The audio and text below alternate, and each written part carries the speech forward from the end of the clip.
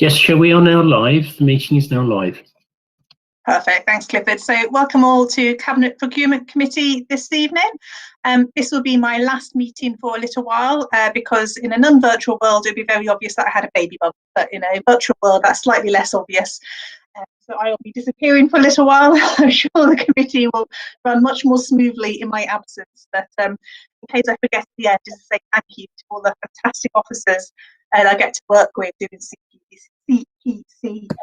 Is genuinely one of the most interesting committees you can come to in Hackney. The breadth of things we cover. Anyhow, Chair, going off script straight away because we did have to run through a first few formalities, don't we, in this virtual world as we get started. So bear with me as I just cut back to my notes. Just have to remind everyone that this, of course, this meeting's been live streamed. It's been held under the current emergency procedures. I was saying to Clifford before we started that I normally skip over the bit saying that it can be attended by any councillor who is free to ask a question if they choose, because people don't generally attend, but we do have two guest attendees tonight. So Councillors Kennedy and Councillor Chapman, welcome. Councillor Chapman will be stepping into the role of chair over the coming months, and Councillor Kennedy will be joining the committee. So thank you so much for joining us this evening, and obviously feel free to come in on questions or papers as we go through. At the risk of tempting fate, looks like quite a short meeting this evening, so we'll see how we go. But please do come in if there are any questions you want to raise. Scanning down the other bits that I meant to say, we've already touched on the fact that it'll be live streamed, it'll be uploaded after the meeting together with the decision sheet. Press and public will be asked to leave once we finish the public business, noting that we've got 2 exempt items. And then I think it's over to you, Clifford, to do the formal rules of what we can and can't do in this virtual world. Thank you, Chair. I know that many members and officers have heard the protocols before, but it is a requirement to read them out at the beginning of each meeting to remind everyone. If I could start by saying, please only speak when asked to do so, invited to by the Chair.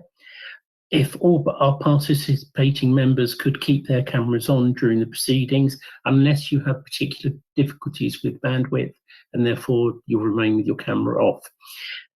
Please ensure that your mics are muted when not speaking, apart from the Chair, whose mic will remain on through the whole of the proceedings. If you are referring to a specific page number or paragraph number or diagram, please can you be clear in terms of what you're referring to, and as members will know, because of the current difficulties with IT, we can't actually supply a complete pack of papers. We have to send individual documents, and therefore that makes it a little bit more difficult for members when referring to page numbers, and for officers as well.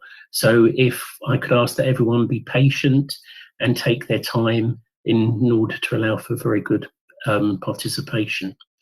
If you're having any technical difficulties, please can you use the little chat bar in the right hand corner, but only use that for technical difficulty issues and not for general chat, because the public viewing can actually see the chat bar.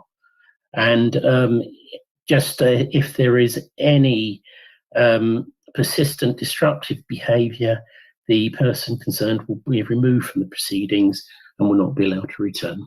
Thank you, Chair. That's the end of the protocols. You have been warned. That's how that finishes, Clifford. And I suppose just on a practical note, we've got slightly few members than we normally have this evening. So normally I just go out to members and ask for questions to be raised rather than checking the chat at hand. So I always just think it's worth flagging that at the start of meetings, as different meetings use different formats. But there's a relatively small group of us, so that should work for CPC this evening. So starting to go down the order of business. Apologies for absence. We don't have any unless any have come in last minute, Clifford. No, Chair, no. Okay. Urgent business, we have none. Declarations of interest. I'll have a brief pause for breath for anyone to jump in if they have any declarations of interest. I'll take that as none. Notice of intention to conduct business in private. Any representations received? None received. Item 5, which is I think quite innocently titled on the agenda around noting the revised terms of reference of Cabinet Procurement Committee.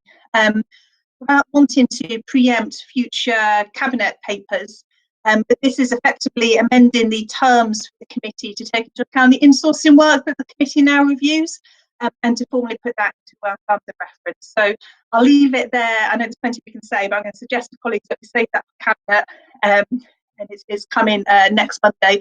But to thank again, put on record thanks to all the officers for the work that's gone into bringing forward our insourcing work over the past few years. I'm really looking forward to bringing that paper forward to Cabinet.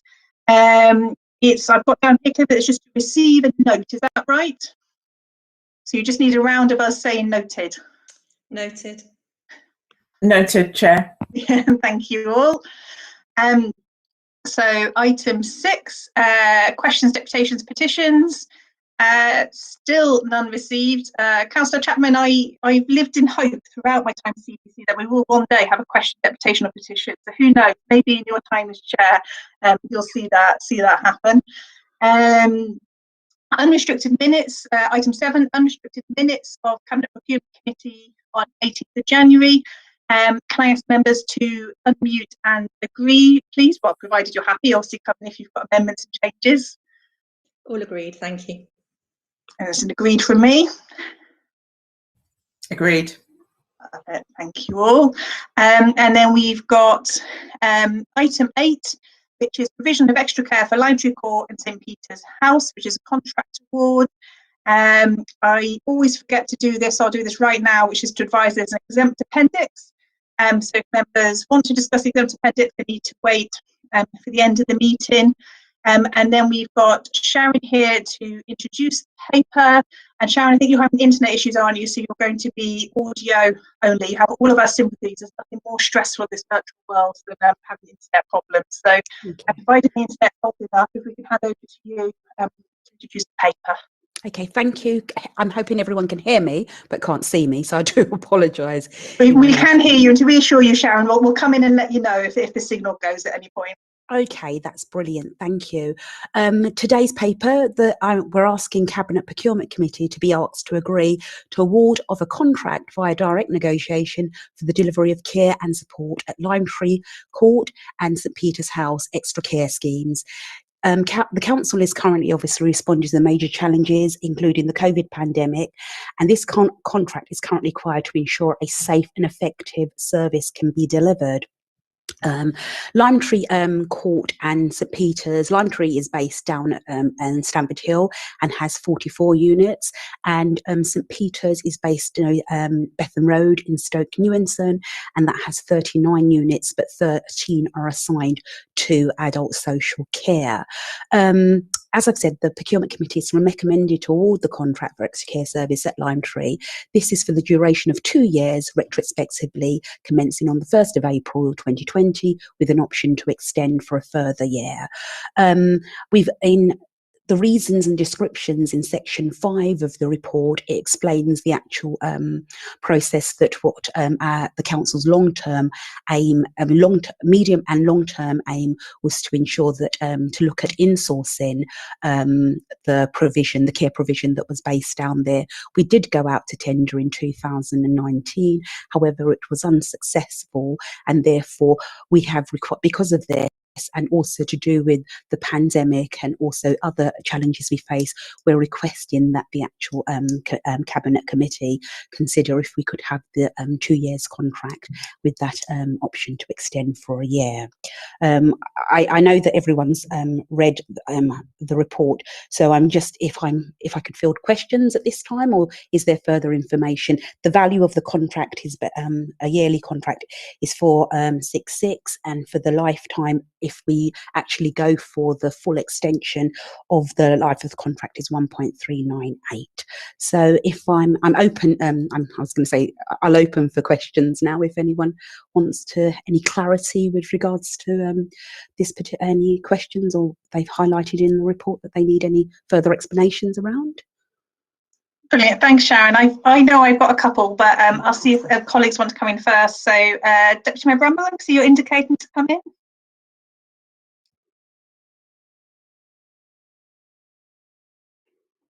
Thank you, Deputy Mayor.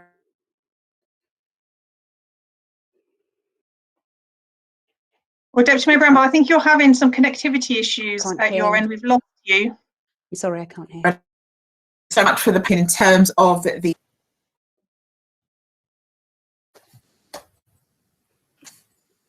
Well, Deputy Mayor Bramble, I don't know if you want to try turning your video off to see if that improves connectivity. Is that better? Yeah, it's a little better. Thank you. I've tried another device. It's just the gift that keeps on giving, virtual world. I will now attempt to say again, thank you, Sharon, for the paper. And I know that in terms of the timescale, that initial 2 years has begun to start with the potential of extending to a third year. But just going back to what you said about insourcing, although you went out to the market and there wasn't, no one took forward the tender. I'm just saying, in the future, are you still building in, thinking about insourcing, and what does that look like in this process? It does actually. We are in the, we're obviously considering in-source, and in the paper it speaks about the housing with care review. I would refer to the section of, let me just get to where it speaks about that in the housing with care review, because this piece of work, or what we're doing with Lime Tree and St Peter's, also aligns with the housing with care review, and we can't see the review that we're doing with housing with care, which I'm assuming everyone knows it's our in-house care provider that delivers the care to 14 of our schemes within the borough.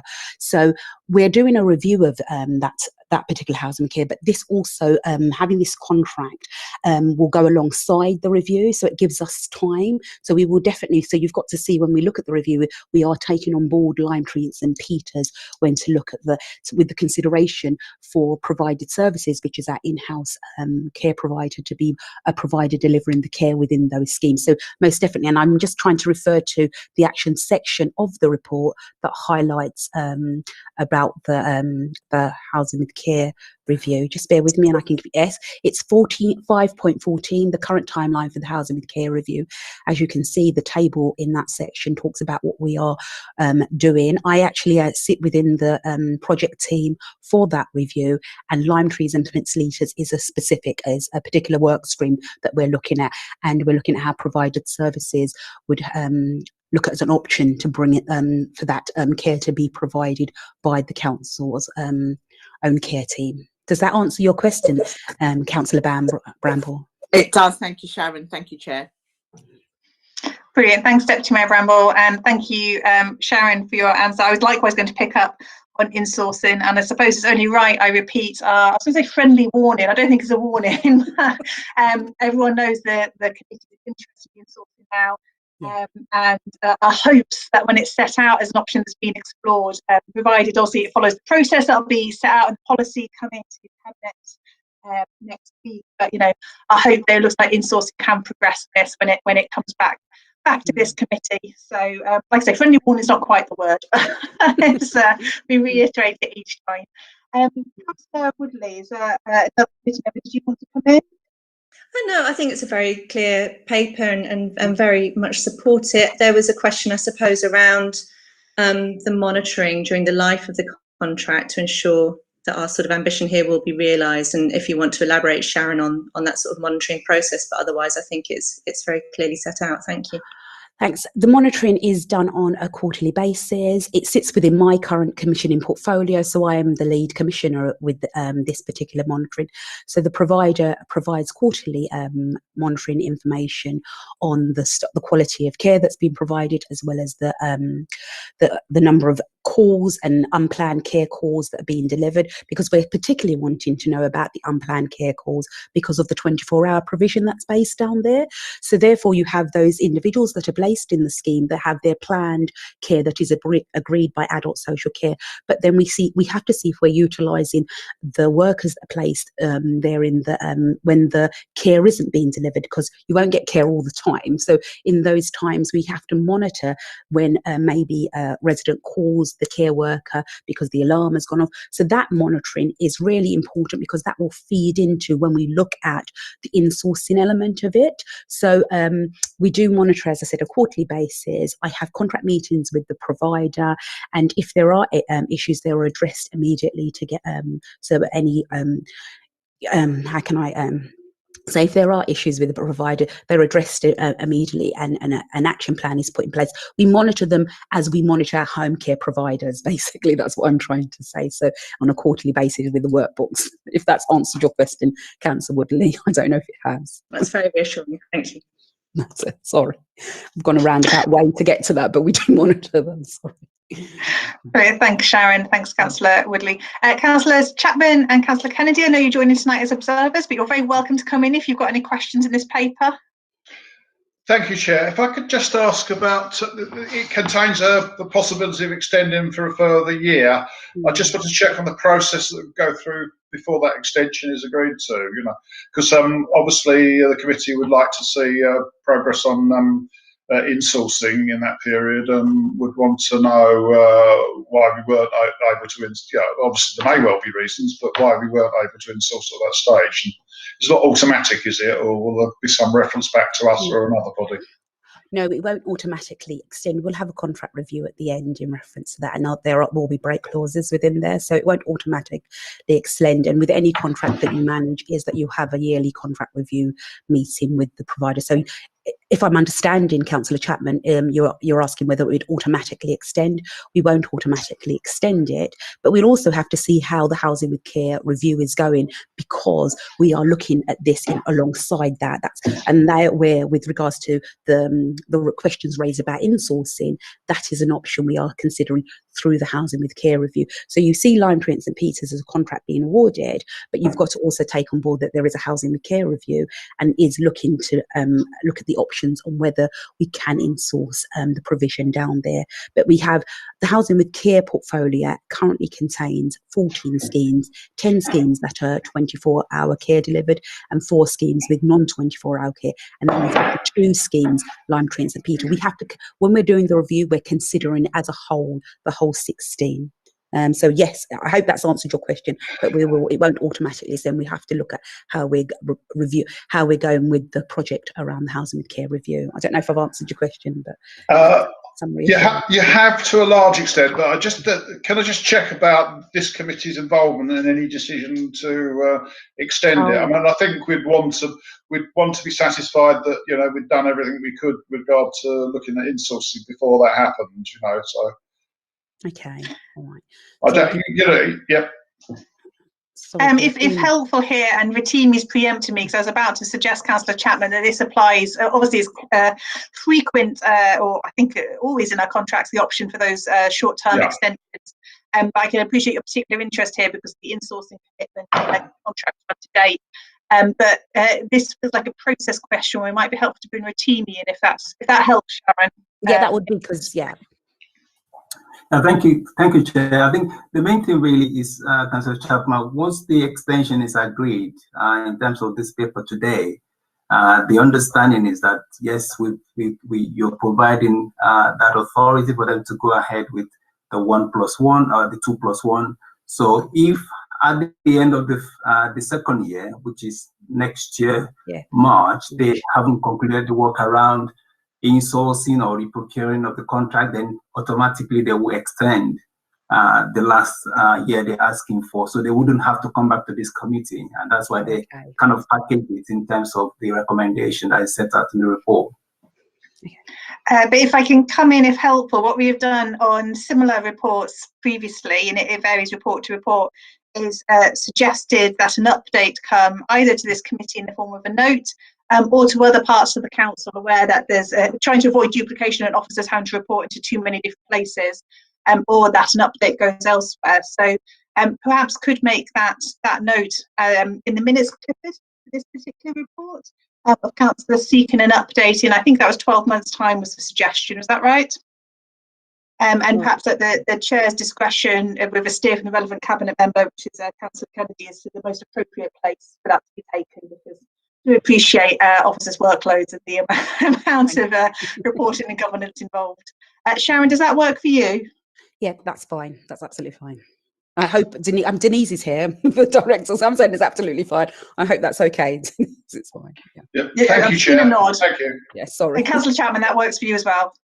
Okay. Yeah, thank you, Chair. Brilliant. Councillor Cundy, I realise this is your paper, but you're still very welcome to come in if you have comments you'd like to add. Thank you, Chair. very briefly, just to say thanks very much to Sharon and Zainab for very hard work on this, and your friendly warning, Chair, absolutely taken on board by this cabinet member, and I do at every opportunity ask my officers to have at the forefront of their mind the possibility of insourcing, and I think that hopefully that assurance will satisfy this committee that that's what adult social care is always thinking about. Thank you. Brilliant. Thank you, Councillor Kennedy. And that is extremely reassuring, so thank you. I had 2 questions, although, apologies, Sharon, you probably get more questions you might have expected. There's a few more. It's always reassuring that, that we've all been through our papers and are keen to come in. Far better there's too many questions than too few. So I just a couple. One was just if you could set out, because there's quite a lot in the paper, it'd just be good to know a bit more about the current interim provider and how we got to the position with them, because we had the come in, if I get this wrong, but we had the failed procurement in 2019, I believe it was. So just as we were extending on that interim provider, just be good to know a little bit more about how we came to appoint them in the first place, if that's okay. That's fine. The interim provider is Supreme Care. Can I mention it here? Sorry, you can't tell the name. Sorry, but you can say. Okay, they are on our framework. They were one of our framework providers on the home care. So they are known to the council. We use them for one of our home care framework contracts, and they were very responsive, I should say, when COVID hit, for getting additional provision out there. But equally, we are guaranteed with their the quality that they deliver, because their currently CQC rating is good. So we came at that provider. They've already gone through the checks of the home care framework that they're on, and they're one of our framework providers delivering in southwest, I believe, of the borough, and we monitor them on a regular basis. So that's how we selected that particular provider for this provision. Okay, does that answer your question? It does. It was just helpful to know a bit, because it's sort of run on from previously and run on a bit, and now it's running on a bit more. I just thought useful to touch in the meeting on how we came to have the current provider, and that we're happy with them. I won't use names just in case. Sorry, I'm sorry. I really apologise. Clifford hasn't pulled the plug on the meeting, so we've not strayed too far. Sorry, because it's provided home care framework. That's where we identified and selected them via that framework, which we have 8 providers that went through a thorough tender process, check quality, regular quality monitoring done on those 8 providers, and and the provider was the one that was best for it. Sorry, I do apologise for that. It's now it's in your mind. You won't be able to stop saying their names. I won't. I'm so sorry. I'm so sorry. Sorry. I do apologise. You're fine, Jack. You're fine. Yeah. And that's really reassuring. So thank you for that. I think, as you'll have gathered, we try to stay very, very friendly within this committee. I think we have to note they're slightly unfortunate we ended up where we've ended up with this particular contract, but completely understand the pressure the service is under, particularly right now. And look forward very much to hearing hopefully your plans for insourcing over the coming year or so. And then my only other question was just for reassurance. It's coming the word the evening, but the paper touches on the aim to make savings. And just obviously it's quite tricky once you're actually into delivery to look, and I think it sets out both an aspiration of an initial 6% if memory serves, but then to explore further savings if possible. And I suppose just the guarantees of the checks that we place over sort of quality and things like that as that savings process goes forward, to ensure no dip in delivery. Okay, so the question you want to know how I'm going to achieve the other savings that we've said around that. And sorry, I'm not too sure on the question, Councillor Renison. Are you looking how I'm going to look at making the savings as well as ensure quality is really yes, because the paper sets out, I suppose we're in a slightly unusual position, because this is extending a pre-existing provider. We're sort of saying, well, we're going to extend but also look to make savings as we do that. Whereas I guess normally we would have set out, the business case, gone out, procured. We might have a viewpoint within the contract, but we're in a slightly different position here, because we're going continuing the delivery. And if I've recalled correctly from the paper, saying we're going to seek to achieve savings as Should I explain how I'm going to go about looking at the savings with regards to that and ensuring quality doesn't get affected? Because you have individuals that are placed within the scheme that have already got their planned care hours that they've already got, but then you've got what we're paying for is those unplanned care hours. And it's see how we can look at, obviously with our social care colleagues, how some of that unplanned care hours can be used for those planned, because the care workers are on site. So therefore, we're going to be looking at how whether, if, for example, there's a lunchtime call that's planned, could one of the floating hours be used to cover that? So that's how we're going to be looking at how that the savings. So quality will be always at the forefront. We obviously the service users at the heart of this. However, we will look. We have to work closely with our adult social care colleagues to identify if they do have a lunchtime call. Could that we've got care workers on site? Could they do that from the unplanned care call that this funding, this contract is delivered from? So that's how I will ensure the savings will be done, but we will always never compromise on the quality of that would always be at the forefront. And the provider themselves, they have their CQC registration to consider, so they wouldn't do it themselves in regards to that. I was able to make the previous savings based on the management cost. And therefore that's how we got to that savings. But we would have to look at the planned care hours being subsidised with the unplanned care hours, but we will always do that with the social worker, and the service user will be placed at the heart of that, so quality wouldn't be compromised at all. Does that give you the reassurance? It does. So just to check I've understood, effectively it's trying to avoid duplication where we've got hours that aren't being used, someone on site and hours that aren't being used. Absolutely, got it. Yes, that's great. Perfect. Thank you, Sharon. Brilliant. Unless there's any final questions, I'm scanning my screen, but I'm not seeing any hands raised or cameras on, people ready to come in. Can I ask that we agree the recommendations as set out? Agreed. Agreed. And agreed from me.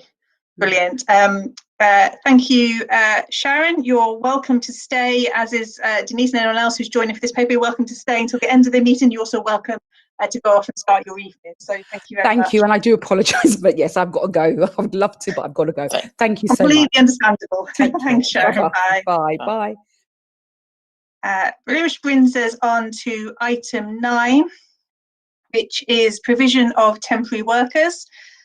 We've got Stuart and Roger, my notes are here to introduce the paper. I do have to advise the meeting. Sorry, I'm scanning my notes. I'm going to summarise 2 things. One is an exempt appendix, so to wait to the end if you want to discuss that. The other is that there's been a slight amendment to the language in the recommendations, and officers will run through that as they introduce the paper. And if that covers it, Clifford, yep, I'm getting a nod. If I can who am I handing over to get us started? Me, Stuart Thorne. Brilliant, thanks, Stuart. If I can hand over to you to get us started. Okay, thank you. This report sets out the proposed procurement route to appoint a managed service provider for the supply of agency and temporary workers to the council, which also includes the Hackney Education Service, as it's now known. The current contract is due to come to an end this summer, and there is no option to extend that contract. The procurement route that we want to use is a direct award via the call-off arrangements procured by London Collaboration via the ESPO framework. Those of you who are not familiar with ESPO, it's the Eastern Shires Purchasing Organisation. And they use something called the MSTAR framework for agency workers. So there has been a competitive process done, which was led by one of our neighbouring boroughs, and we want to use that to actually procure this contract on a 2-year contract with the option to procure for 1+1 or further 2 years. The reason we want to do that is the market is constantly changing. Even before Brexit and COVID, it was a changing market, and we've noticed it's changed very significantly since the award contract in 2016. And we don't want to tie ourselves into a 4-year contract with anyone where we don't have the flexibility to be able to to change the contract partway through. Since the award of contract in 2016, as I said, Brexit, COVID, there's also a big funding issue for local authorities. So therefore, we are continually reviewing options. Some of the things we've done is closer working with Hackney Works, utilising local agencies as a supplier to our current agency contract supplier. And we want to take this option forward and develop that further. And we think procuring the contract this way is the most sensible option in the current very difficult and challenging times.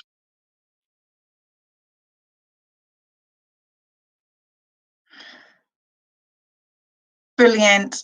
Thanks for that, Stuart. And Roger, were you going to come in as well? No, just to say that we've done a detailed paper on the in-house option, and it's quite clear from the initial analysis that we don't really have the bargaining power. We don't really have the ability to negotiate very good rates with agencies. We don't have the economies of scale. So there's a detailed paper outlining why looking at the in-house option is not something that we can consider right now, but it's something that we can consider going along in the future. And so that's the situation as things stand. Brilliant, thank you. And certainly reading the paper, I could sense Councillor Williams' involvement and interest in it. It is a very detailed evidence-based paper, and obviously understand how rightly sensitive the discussion around temporary workers is, and see quite clearly in this paper the thought that's gone into this, and how this has been designed to fit the council's wider priorities. And actually, sort of my one comment after I'd finished reading the report was that I just felt the recommendations themselves could be clearer, and so we've got that sort of additional clarity. Cliff, I don't know how you want to do it, if we read out the revised recommendations before we get to approval. Yes, Chair, when moving the recommendations, if you just read out all of the big ones, yes. Thank you. I thought I was going to get out of having to read them, but we'll see. Do colleagues have questions they'd like to come in on? I'll start with Councillor Woodley and Deputy Member Apple as committee members. Not so much a question, but a comment. I think across the piece we're trying to reduce the number of agency workers in Hackney education, although we do recognise the importance of high quality agency workers. And so I'm glad to hear some of the research that went into bringing in this new contract. Just thinking about how we've managed to move in Send Transport to bring a number of our agency workers into the team whilst maintaining a number for those sort of necessary occasions where we have to reach out, and would like to see that kind of almost on a granular scale across the piece. But yeah, a comment really, not a question. Sorry, Chair. Sorry, Councillor Woodley, comments are just as welcome as questions. Deputy Mayor Bramble, do you have anything you'd like to come in with? No, Councillor Woodley's already made the point around reducing agency. Thank you. Great, and then Councillors Kennedy and Councillor Chapman, would you like to come in at all? No, thank you, Chair. No, thanks, that's fine. And then I have a raised hand from Clive. Thank you, Chair. Just one technical point from a legal point of view, if I may. The report refers to 2 years plus an option to extend for a further 2 years, but in the presentation it was referred to as 2 + 1 + 1. So perhaps if officers could just clarify which it is, and that can be reflected in the minutes and in the instructions to legal services. Thank you. Thank you. Stuart and Roger. Stuart, I see your mic's come on, if you want to pick that up. It is 2 + 1 + 1. Sorry, that was my fault. I should have been clearer on that. Brilliant, thank you. So unless there are any further comments, it looks like it is me reading out the revised recommendations. I'll go, just bear with me as I go back and find my notes. So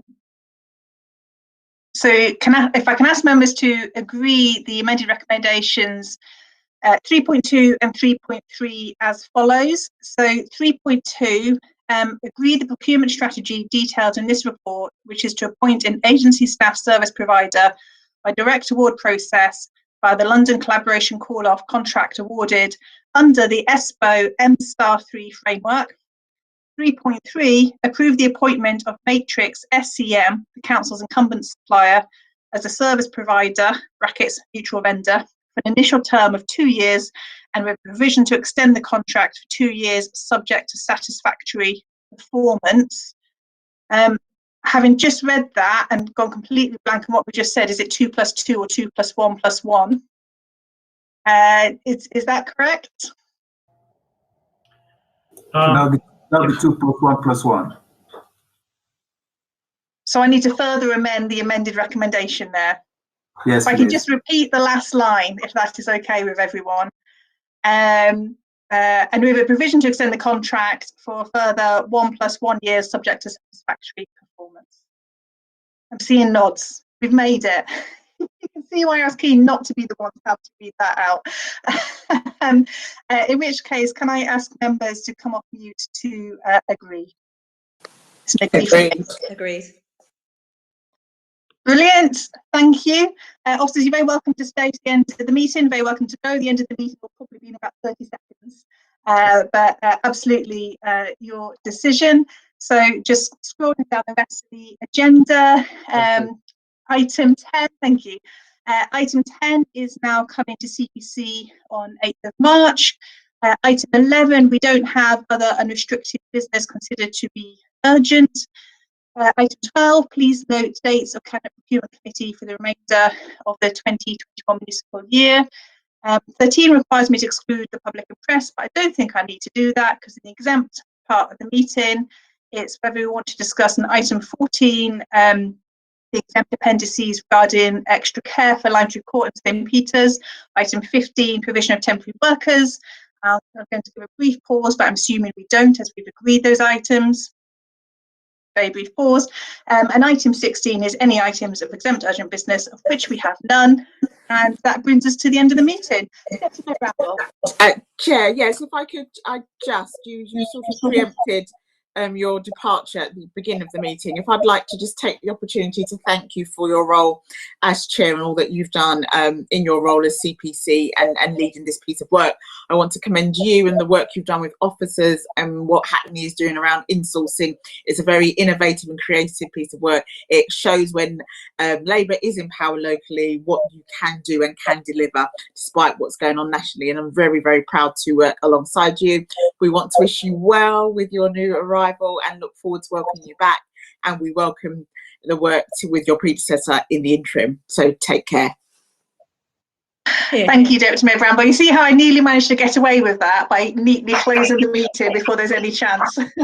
but thank you all. It's a fantastic work with you all, and I will miss you all last time away. Might even tune in to the odd online meeting.